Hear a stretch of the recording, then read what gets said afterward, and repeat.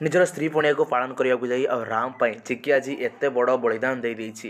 ଚିକି ଆଜି ଯାହା କରିଛି ଦେବୀମାଙ୍କ ସାମ୍ନାରେ, ଜେଜେମାଙ୍କ ସାମ୍ନାରେ ଛୁରୀ ଧରି ନେଇଛି ଆଉ ତାପରେ ରକ୍ତାକ୍ତ ଅବସ୍ଥାରେ ଯାହା ସବୁ ଘଟିଛି ସବୁକିଛି ବିଷୟରେ ଆପଣମାନେ ଆଗକୁ ଏହି ଭିଡ଼ିଓରୁ ଜାଣିବାକୁ ପାଇଯିବା।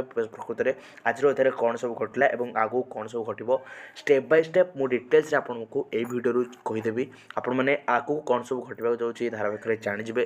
ଭିଡ଼ିଓକୁ ନିଶ୍ଚିତ ଭାବରେ ଶେଷ ପର୍ଯ୍ୟନ୍ତ ଦେଖିବେ। ଯେଉଁମାନେ ପ୍ରକୃତରେ ଚିକିଙ୍କର ବଳିଦାନକୁ ପସନ୍ଦ କରିବେ ଜାଣିବା ପରେ ଛୁରୀରେ ଚିକିର ଅବସ୍ଥା କ'ଣ ହେଇଛି ଜାଣିବା ପରେ ସବୁ ତାହେଲେ ଆମକୁ ନିଶ୍ଚିତ ଭାବରେ କମେଣ୍ଟ କରି ଜଣାଇ ପାରିବେ। ତେବେ ଦର୍ଶକ ବନ୍ଧୁ ଆଜିର ଅଧ୍ୟାୟରେ ଆପଣମାନେ ପ୍ରଥମରୁ କ'ଣ ସବୁ ଘଟିଲା ଜାଣିବା ରଖନ୍ତୁ। ପ୍ରଥମେ ଯେତେବେଳେ ଦେଖିବେ ଯେ ଚିକି ଦେବୀମାଙ୍କ ସାମ୍ନାରେ ଠିଆ ହୋଇ ବର ମାଗୁଛି ଆଉ କହିଛି, ଦେବୀମା ଆପଣ ତ ଜାଣିଛନ୍ତି ମୁଁ ତୁମ ଝିଅ, ଆଉ ମୋ ପାଇଁ କ'ଣ ଠିକ୍ କ'ଣ ଭୁଲ ସେଇଟା ଆପଣ କରିବେ। ଆଉ ମୋ ସିନ୍ଦୁର ମୋ ରାମକୁ କ'ଣ ପାଇଁ ମୋ ଦୁନିଆକୁ ତୁମେ ଛଡ଼ାଇ ନେଇଛ, ମୁଁ ଚାହୁଁଛି ମୋର ସବୁ ଠିକ୍ କରିଦିଅ ଦେବୀମା। ଠିକ୍ ଏତିକି ବେଳେ କ'ଣ ହେବ ନା ସିଆ ଏଣ୍ଟ୍ରି ମାରିବ। ସିଆ ମଧ୍ୟ ସେଇଠିକି ଆସିବ ଆଉ ଆସିବା ପରେ ସିଆ ଗୋଟିଏ ବହୁତ ବଡ଼ ପ୍ଲାନ୍ କରିଥିବ ଆଉ ଚିକିକୁ ରକଠକ୍ କରିଥିବ। ଚିକି ତୁ ନିଜକୁ କ'ଣ ବୋଲି ଭାବୁଛୁ, ତୁ ଏମିତି କରି ରାମକୁ ଭାବୁଛୁ ତ ନିଜର କରିଦେବୁ, କେବେ ବି ଏଇଟା ସମ୍ଭବ ନୁହେଁ।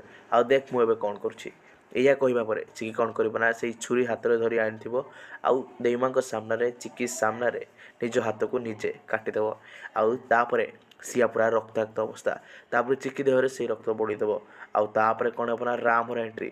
ଯେତେବେଳେ ସିଆ ଡାକିବ ଯେ ରାମ ରାମ ମୋତେ ବଞ୍ଚାଅ, ମୋ ସହ ଇଏ କ'ଣ କଲା ଦେଖିବ ଆସ ରାମ।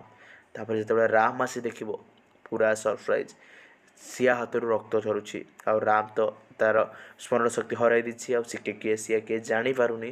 ଆଉ ଯେଉଁଥିପାଇଁ ସିଏ ଚିକିକୁ ଭୁଲ ବୁଝିବ ଆଉ କହିବ ଯେ ତୁମେ କ'ଣ କଲ ଚିକି, ମୁଁ ତୁମ ସହ ସାଙ୍ଗ ହୋଇଥିଲି, ହେଲେ ମୁଁ ତୁମ ଭଳିଆ ଏମିତି ଖରାପ ବ୍ୟକ୍ତିଙ୍କ ସହ ଆଉ ସାଙ୍ଗ ହେବାକୁ ଚାହୁଁନି। ଆଉ ତୁମେ କେବେ ବି ମୋ ସହ କଥା ହେବନି, ମୁଁ ଏ ଜୀବନ ଥିବା ଯାଏ ତୁମ ସହ ଦିନେ କେବେ କଥା ହେବା ନାହିଁ।